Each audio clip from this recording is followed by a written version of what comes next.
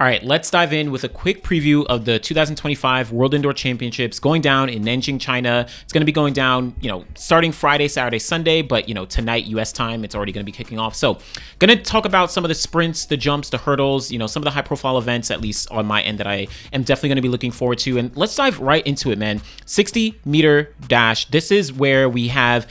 Then the field got watered down a little bit because Shane Thompson pulled out. We don't have guys like Christian Coleman. We don't have Noah Lyles. But there are still some, pretty relatively high-quality names who are going to be competing for the gold medals here. I think the favorite on paper is probably Ronnie Baker. Ronnie Baker has had a really kind of resurgence in terms of his career indoors, specifically in 2025, considering what he's done in the past, where he's made an Olympic final in the 100, where he's gotten a bronze medal at the World Indoors in 2018. This year, he came in with the wild card because he was the defending, or he was a World Indoor Tour winner back in 2020, prior to the World Indoor Champs getting, the schedule changing and it being postponed. But Ronnie, he does have a season's best of 6.50 seconds, so relatively strong. His personal best is 6.43 seconds.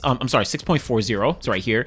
This is back from 2018, but I think he's a slight favorite because of his consistency. Now, behind him, I am looking at Jeremiah Azu. Jeremiah had a really huge, performance at the European Indoor Championships, getting under the 6.5 second barrier, running that 6.49 personal best. That was a major performance for him. And I really think coming off 2024, Jeremiah has really been hitting a consistent stride that's, I think it's going to, kind of explode in this next year, going into the year after. Not saying that he's going to become this dominant force that's going to, consistently be winning medals or whatever it may be. But I do think that he's really starting to get a lot more consistent relative to, previous years and relative to some other, athletes, of course, out of Great Britain and out of Europe. Also note that Jeremiah, he did move from Italy, and he's now being coached back at home in the UK. So he's going to be one to look out for. Also, you do have Lachlan Kennedy. He, of course, ran that 6.43 outdoors, indoors, outdoors. It's interesting. So I can't say that he's one of the favorites for a medal. I mean, I can't deny someone who ran 6.43. Yes, that's an amazing performance, whether it was indoors or out. But when I'm calling it relative to some other athletes who have been running indoors, Jeremiah, Ronnie, I'm not picking Lachlan over either of them. Shout out to Ron Watson. Remember him? He made the 2023 World Championship team in the 100 to Budapest for Jamaica. He's on this conversation again, 6.50 outdoors. I am looking at someone like Akani Simbine. He's going to be running here. I don't think he's actually ever run a World Indoor Championships, but he does have a season's best of 6.57 seconds. He did run, I think, 2 indoor races this season, or at least 2 meets, 3 races total. So he's very much in the conversation. If you haven't already, check out the conversation and the interview that I had with Kobe Hilton. He's going to be, one to definitely look out for. He's been a mainstay when talking about U.S. indoor sprinting. Of course, he hasn't made a team. Of course, he hasn't, done anything outdoors yet. But, I'm definitely keeping an eye out for him. But right here, I'm looking at Ronnie Baker, Jeremiah Azu. Those are my top 2 that I'm definitely keeping an eye out for. Then you have a couple other guys in there as well. Now, let's dive in, talk about this men's 400, where we have Chris Bailey, we have Ezekiel Nathaniel coming off the NCAA, Christopher Morales-Williams, of course, the world indoor record holder. This is a relatively stacked field, considering some of the names that you have competing here. Now, Chris Bailey, shout out to him. He's one of my favorite athletes. He's such a humble guy, but he ran 44.70 seconds, made him, I think it was number 5 or number 6 all time indoors in the 400-meter dash. So he's really been on one this indoor season in a very bumpy USA Indoor Championships. He, of course, got the win there over, actually, I would say a pretty strong field. You're talking about, Elijah Godwin, Vernon Norwood, Quincy Wilson, Ja'Cory Patterson got second. So there's a lot of guys who are in that mix, but looking out for him. Ezekiel Nathaniel, he came off running 44.9 earlier this year and then also 44.7 at Big 12s. Then he went to the NCAA Championships and got second place to the guy from Georgia. I don't know, both of them ran like 45.4 or whatever it was. It just wasn't the performance that you might have expected from Ezekiel, having been so consistent. But here, he's maybe looking for some redemption. Now, it's going to be tough where he's coming off a long NCAA indoor season, traveling all the way out to China to compete here. Not sure how his performances will, really play out here, but it'll be exciting to see how he actually does compete. And then Christopher Morales-Williams. Now, what's interesting about Christopher is that he's been relatively low-key. He's run about 3 races, I think, this indoor season. And yeah, he has a best of 45.26. I think that actually makes him pretty dangerous. Yes, the thing is, he's not in the NCAA right now. So I wouldn't expect him to be running these 44s. Yes, I know Chris Bailey has run that 44.7, but I don't expect Chris to be running these extremely fast times. But if he's coming here to try and get a world indoor title, I actually might think he could dip under the 45-second barrier. Now, I don't know. It'll be interesting to see because we've never seen a professional athlete at a World Indoor Championships actually break the 45-second barrier. I think Dream Richards from back in 2022 at the Belgrade World Indoor Champs, he has the championship record at 45 seconds flat. So maybe Chris might be the one to do it. Again, Chris Bailey, he is hungry. He's very much looking to get a title here. Definitely in that conversation. Shout out to Ja'Cory Patterson. He's been like I always say he's a triple threat in a sense. He has a lot of talent from the 200, 400 specifically, where he really was consistent in the NCAA, but he also has a lot of 100-meter talent. Now, I don't know if he's actually going to be able to get on the podium here. Would love to see it, but he's one who should definitely be looking out for. Elijah Godwin is here, but he's not actually competing. You know, the USA and some other countries, they have to put in alternates. Elijah Godwin isn't competing individually. You're going to see Brian Frost for the United States. But for the most part, pretty strong. I would actually say this is a pretty strong 400-meter field where you got three guys between Morales Williams, between Ezekiel Nathaniel, between Chris Bailey. Three guys have run 44 seconds on the clock indoors at some point in their career. So we'll see how that kind of plays out.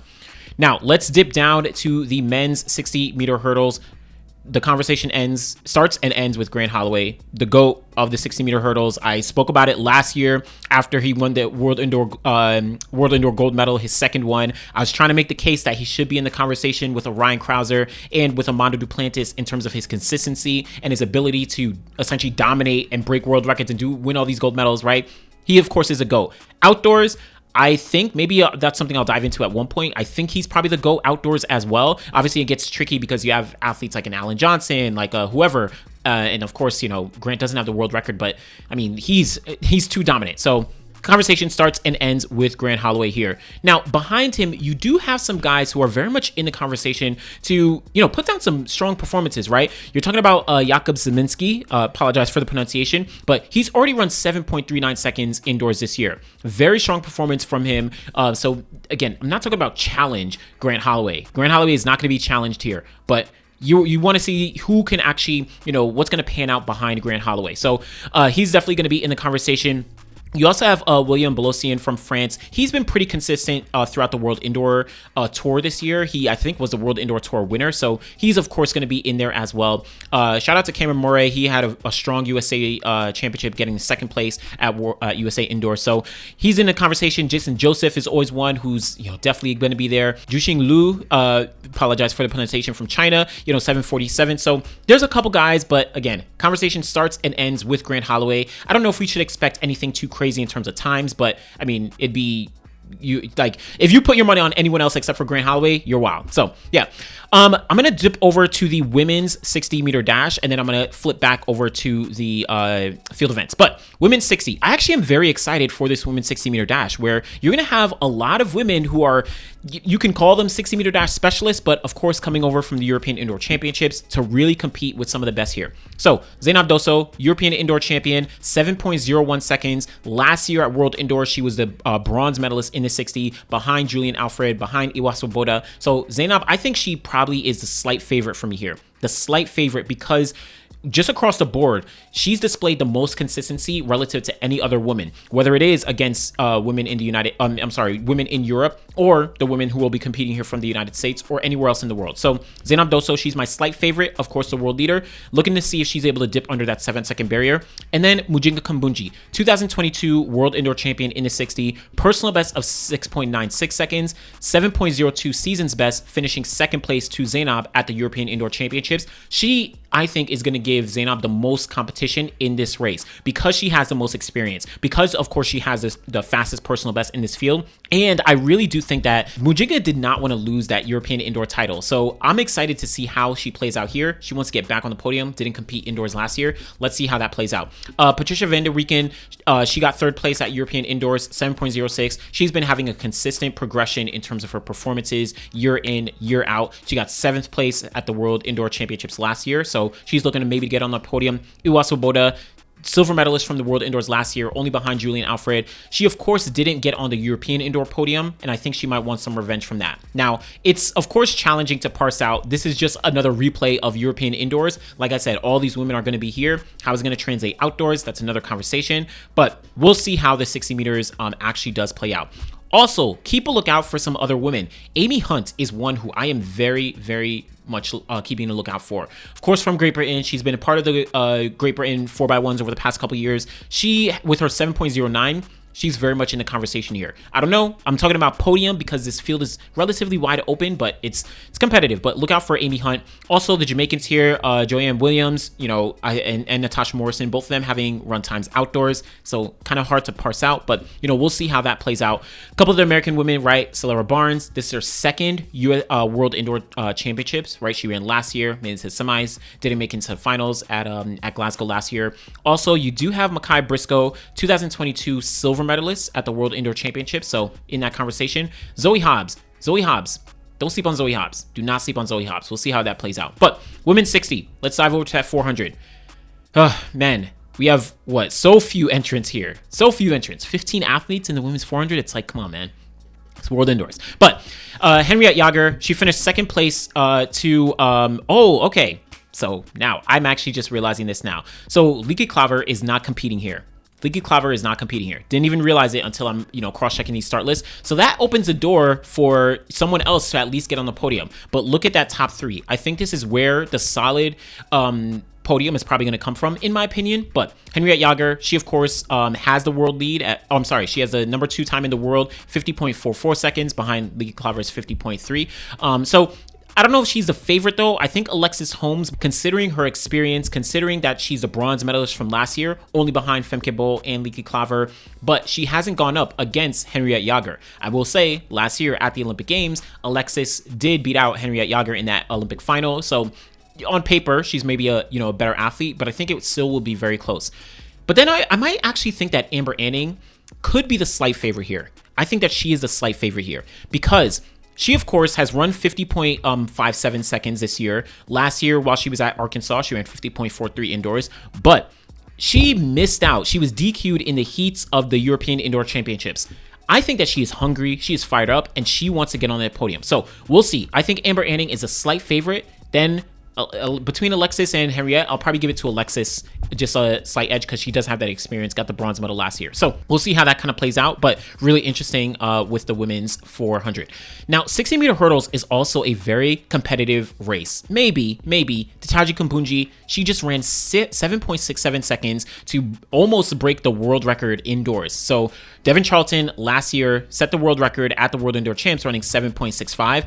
Titaji Kumbunji, she just ran 7.67 to get to get the European indoor title. Could she maybe break the world record here? I don't know. Travel, all these kinds of things are going to come into play. She'll have competition from Nadine Visser, from Akira Nugent, who's, competing at the World Indoor Champs here, which is really exciting. Grace Stark is in here. Denisha Cartwright. Like I said, Devin Charlton, Christina Clement. This is kind of a stacked field. Kia Skryzowska, apologize, pronunciation. This is a stack, man. The hurdles are always stacked. So, I don't know.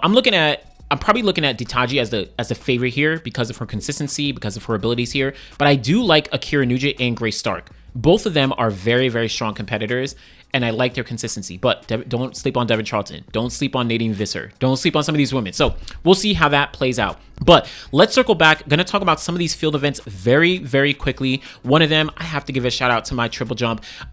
You have Leoness Perez Hernandez. She, of course, is the silver medalist from last year indoors. She, of course, is a world leader in 2025 indoors. She has been on the cusp of getting onto the podium outdoors in the triple jump, but she is probably the slight favorite here, just over, also from Cuba, Lidamis Povea. She has jumped 14.57 meters this year. So this is going to be a very competitive, triple jump. But then you also have Ana Pelletiero Campore, who got the bronze medal last year. She's the Olympic bronze medalist from 2021 in Tokyo. So she also could be a very strong competitor here. And she was a European champion. Listen, this is deep. Then at the bottom of the list, Thea Lafon. Now, is she going to compete? Maybe, maybe not. She hasn't competed, of course, all year yet. Last year after the Olympic Games, she, didn't compete after that season. She actually had, I think it was, I forget the exact injury, but she had been dealing with something, throughout most of the year, I think after World Indoors last year, and she kind of pushed through it, got the Olympic gold medal, but then she had to go through I think surgery, during the off season, and yeah, she's been starting to jump, but we'll see if she actually shows up here. But I am very, very, very excited for Perez Hernandez versus Povea versus Pelotero Campore. So very exciting competition, at least in my personal opinion. Long jump, this is, man, I don't know. Long jump, we're not seeing the women here. We don't have Malaki Mihambo. We also don't have Yapacino from Italy. So we don't have some of these women competing here. They've all chosen to skip it on World Indoors. But you do have Charlton. She just competed at the NCAAs. She didn't do that well there, but she has jumped 6.98 meters. You also have Monoe Nichols, who got the silver medal last year at World Indoors. So you have a pretty strong, decent. Claire Bryant, shout out to Claire Bryant, who's been, someone always in the mix. Colleen, right, from Switzerland, 6.90 meters this year. So, we'll see how this women's long jump kind of does play out. Now, let me circle back. Going to talk about the men's triple jump as well. Andy Diaz Hernandez. What do you get? The silver medal at the the bronze medal at the Olympic Games last year, only behind Jordan Diaz Fortune, and then also behind Pedro Pichardo. But Diaz Hernandez from Italy, 17.71 meters. I think he's probably the slight favorite here. Slight favorite considering what he's done indoors. But then you do have shout out to Max Heb, if I'm pronouncing it correctly, from Germany. He, of course, is very much in the mix. Hughes Fabrice Zango, he's a world indoor champion he's a world indoor record holder in the triple jump from, of course, years back, right? But he very much is in the mix, and I think this is going to be his last season competing. He's going to retire after this.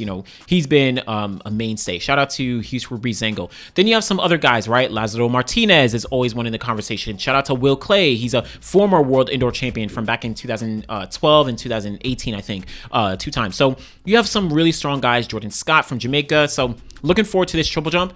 Then that long jump. Mattia Farlani, he is the favorite here. He is the favorite. 8.37 meters to be able to, he's been, improving his personal best year after year.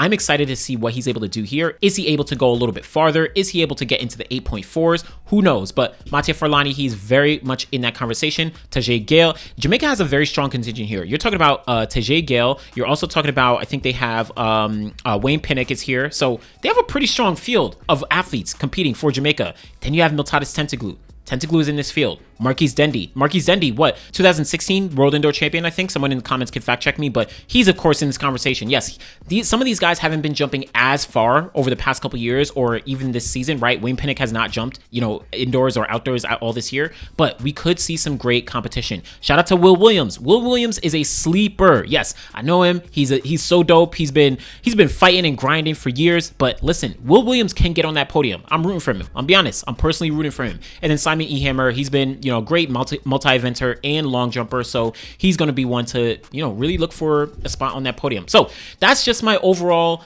preview and thoughts about the World Indoor Championships. I know it's not super high profile. We're missing a lot of names, but wanted to still give some love to it. So definitely check out On Serious Mag. I'll put the link in the description. I'll put it up on the screen here. You can check out exactly how to watch it, the schedule, all of that. If you're in the United States, it's on Peacock. Also World Athletics will tell you if you're in different countries where you can watch it. But let me know what you think about the World Indoor Champs, what you might be excited for, what you're looking forward to. Be sure to like the video if you haven't already. Subscribe to the channel. Always appreciate y'all. Thanks for watching.